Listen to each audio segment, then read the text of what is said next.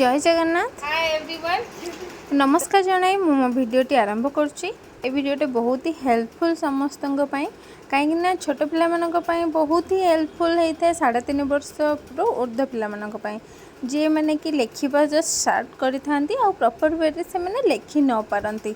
मुझे ऑर्डर करी साई कृष्णा आसी पहुँची एवं मु स्टार्ट कर देती तार राइटिंग स्किल को डेवलपमेंट करने। यह 5टी बुक्स सहित गोटे पेन और 5टी रिफिल्स और गोटे पेन रे कैप थिला जोटा कि पिलामानकर फिंगर्स कोऑर्डिनेट पई हेल्पफुल थिला।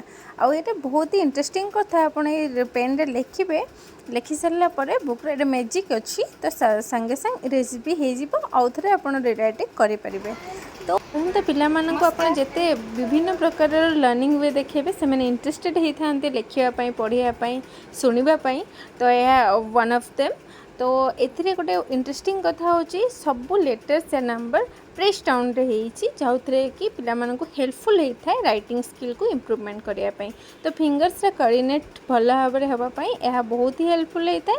यह को आपण जेकोसी ऑनलाइन वे भी परचेस कर परिबे अवेलेबल अछि। तो राइटिंग जो प्रैक्टिस पर गोटे देखंतु अल्फाबेट कृष्णा लिखिची बहुत ही चेंजेबल। तो ए रो आपण जेड पर्यंत 1 ରୁ 10 पर्यंत सब यहाँ अवेलेबल अच्छी आउ आपणकर लेटर सहित पिक्चर भी अच्छी जोटा कि पिला मोर इंटरेस्टिंग कर पारिबो। तो थैंक यू सो मच।